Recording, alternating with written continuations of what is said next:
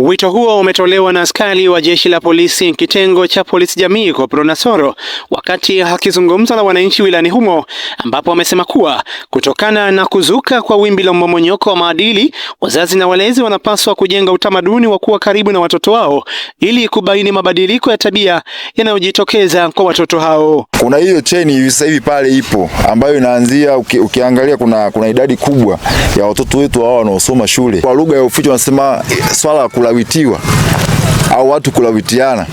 Ngine sisi tunaamini kwamba tunapeleka mashule ya mbali. Tunasema kwamba kuna udhibiti mkubwa, si ndio? Tunaita boarding. Anaporudi nyumbani, kaa na huyu mtoto vizuri. Muangalie. Je, huyu mtoto alivyokuwa mdogo nimemleaje? Unapokaa tu kwa sababu na mtoto katoka boarding unampokea, huwezi kujua kule, je, alikuwa akikaa kule, je, anakutana na watoto wenye tabia gani? Naeleweka vizuri hapa? Kwa hiyo kaa na mtoto wako. Zamani tulikuwa tunasema watoto wa kike. Hivi sasa hivi ni watoto wa kiume, na ndo namba kubwa. Kwa sababu hata hizi kesi ambazo zitakuwepo hapa ambazo zinazoendelea hazijahusu mtoto wa kike.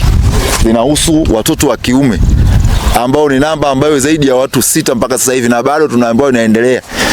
Watakapoendelea kuhoji anataja na fulani alishawahi kutendewa. Na hao wote ni hizo rika tatu ambazo tunazungumza: watoto wadogo chini ya umri, watoto wa level ya kati miaka 18, 19, 20, watu wana miaka 30, 35.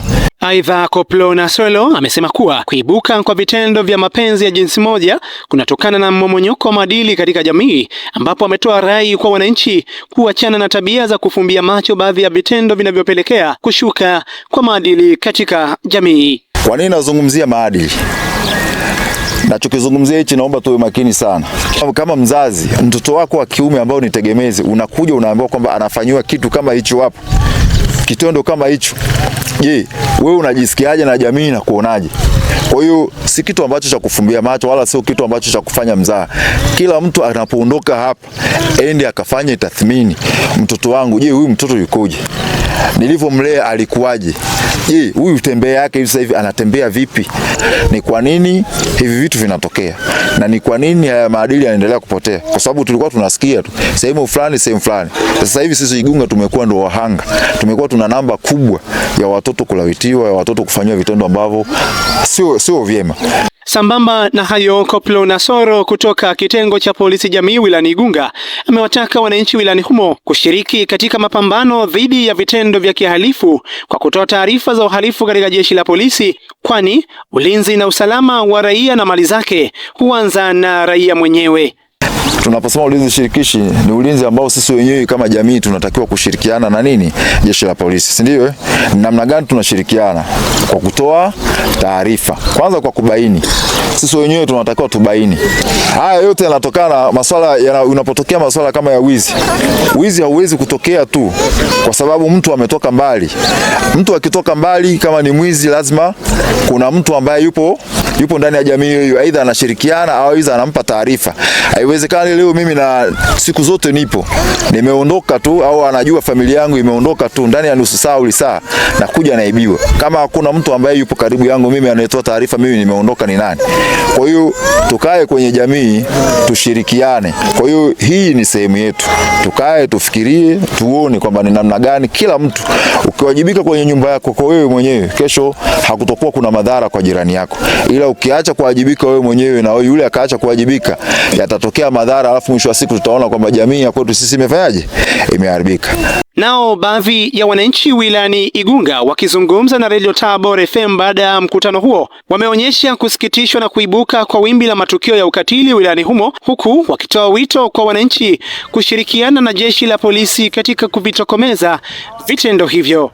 Kila mzazi anatakiwa atunze familia yake, kuifundisha maadili bora. Hususan kwamba hiki kitendo kimeanza hivi karibuni, wakati enzi zetu zilikuwa hazionekani hizi. Nataka tukitokomeze na kikome kabisa, na hatutaki hiki kitendo kiendelee. Mimi wananchi na washauri kwamba endapo tutamuona mtu anayefanya kitendo hicho, inatakiwa kwanza tutoe taarifa. Cha pili, kama kuna uwezekano tumkamate ili tusimzuru. Tukishamkamata tupige taarifa kituoni, aje akamatwe, apelekwe mbele ya sheria.